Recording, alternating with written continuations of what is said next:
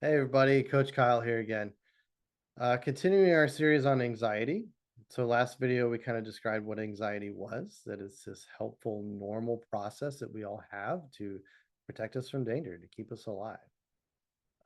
Today I want to talk about a little bit about how that normal helpful process develops into one that's not so helpful anymore, one that's really interfering with our quality of life and making life difficult.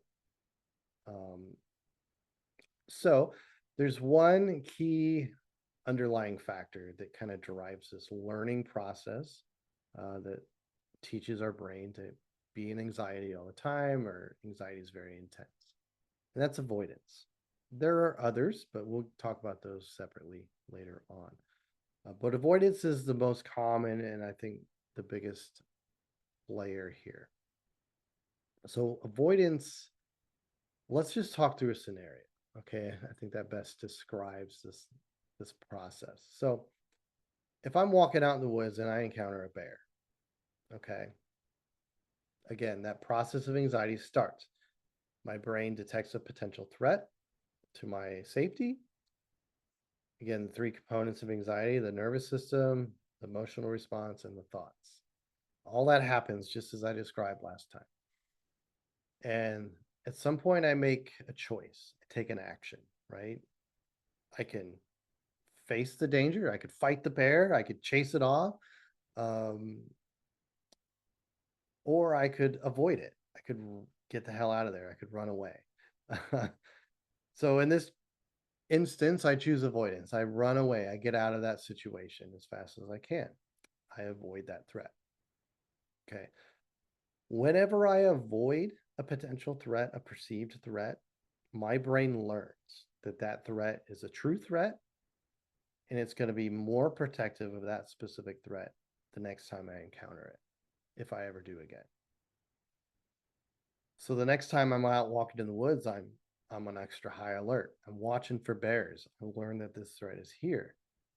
And if I hear a noise in the brush, that anxiety starts and it's more intense than it might have been before because I avoided the threat before. And now I'm more aware. That anxiety level is more intense. Um, so in this example, again, this is helpful. This is a good thing. This is how we learn what's truly dangerous and what's not. However, this action of avoidance can lead us to be more anxious around things that aren't truly dangerous. Let's come up with another example here. Let's say, I walk to work every day, and the shortest route I could take takes me past this abandoned house that just kind of gives me the creeps for whatever reason.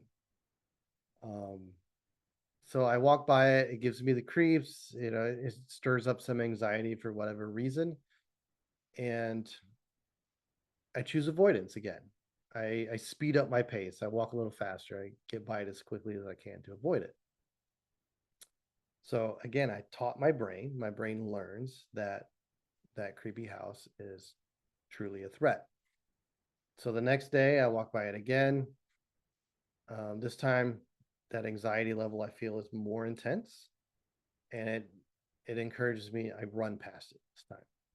Okay, I just run by it as fast as I can. Get the heck out of there.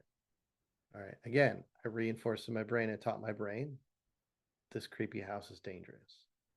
All right. So it learns that, it stores it away for next time. The next day, I walk by the house, come up to the house again.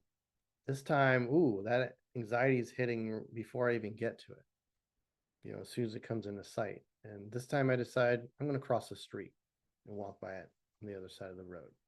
Keep my distance. Again, I chose avoidance, right?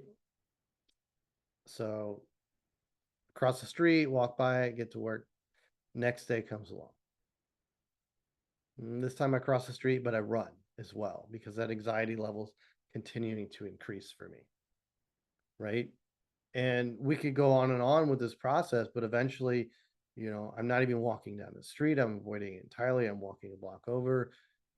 And then I can still see it from a block over. So I just don't walk through that neighborhood at all. I take a much longer route.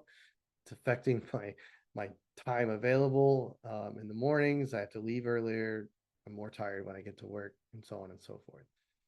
So, a simple example, but you can see by continuing to go the avoidance route, I'm teaching my brain to escalate that level of anxiety with that specific threat, right? It makes sense. If I keep running away from it, if I keep avoiding it, it's more threatening. And next time I encounter it, the anxiety I experience is going to be more intense, more prolonged. Um, Maybe even to the point where even once I'm past it, I get to where I'm still worrying about it, or before I even leave in the morning, I'm worried about the walk. And it can escalate to a point where I'm just feeling anxious all the time. Um, and we'll talk about maybe how or why that is. So, when this anxiety process kind of evolved in our brains, the number of threats we encountered on a day-to-day basis was relatively small, right? We lived in small tribal groups. Weren't traveling around the world. We would just focus on feeding ourselves and staying alive. And for the most part, the threats we did encounter were truly dangerous, and we just avoided them whenever we encountered them, which would probably be not very often, not on a daily basis, right? Um, or we could take some kind of action to deal with it, to control it, eliminate it, um, or teach ourselves that it wasn't dangerous. So, fast forward to today, we live in a much different environment, right? We live in a global society, and I can turn on the news and see every dangerous thing happening on the planet, even though it's not directly affecting me necessarily. But the difference here is one, the number of perceived threats I'm exposed to, right? I just know about so many more threats in the world. But also the fact that I can't, much of the time, I can't take any action to deal with it, right?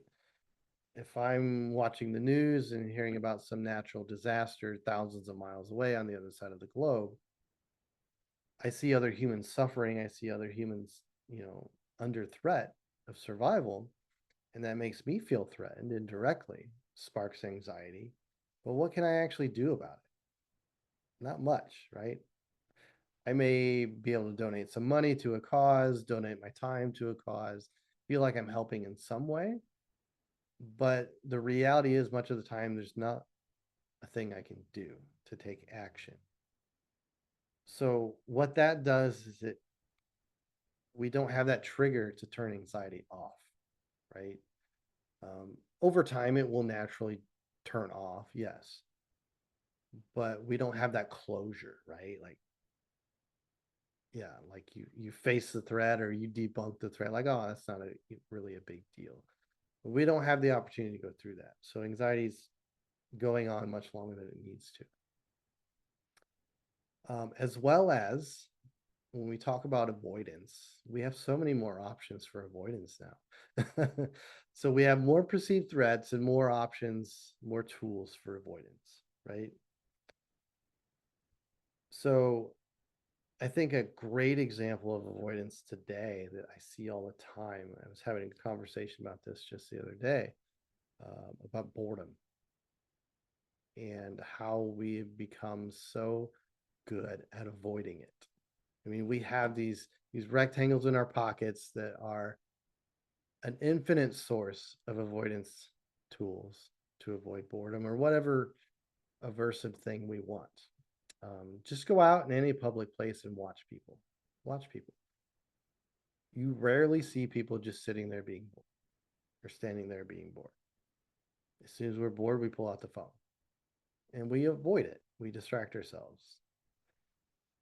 And the same cycle I described with the creepy abandoned house happens with boredom.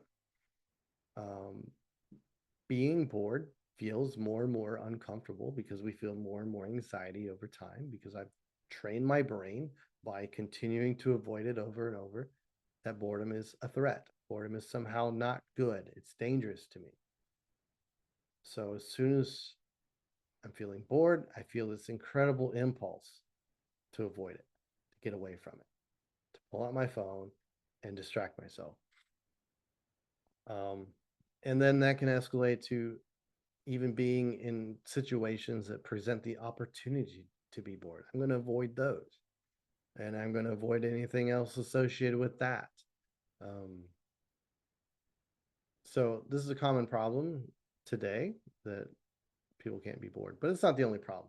It's just one example. But this constant avoidance of perceived threats is really the main thing that drives anxiety over time. It teaches our brain that we're in danger. Because we continue avoiding this perceived threat, it must be truly dangerous. And if our brain thinks we're in danger, it's going to make us very uncomfortable, so that we take action, so that we get out of there or we deal with it. Um, so, yeah, this is kind of the process of learning to be in anxiety all the time and making anxiety much more intense over time. Next video, we'll talk about the antidote to avoidance. What do we do? You could probably guess, but we'll talk in more detail about that in the next video. So stay tuned. We'll talk to you next time. Take care. Bye-bye.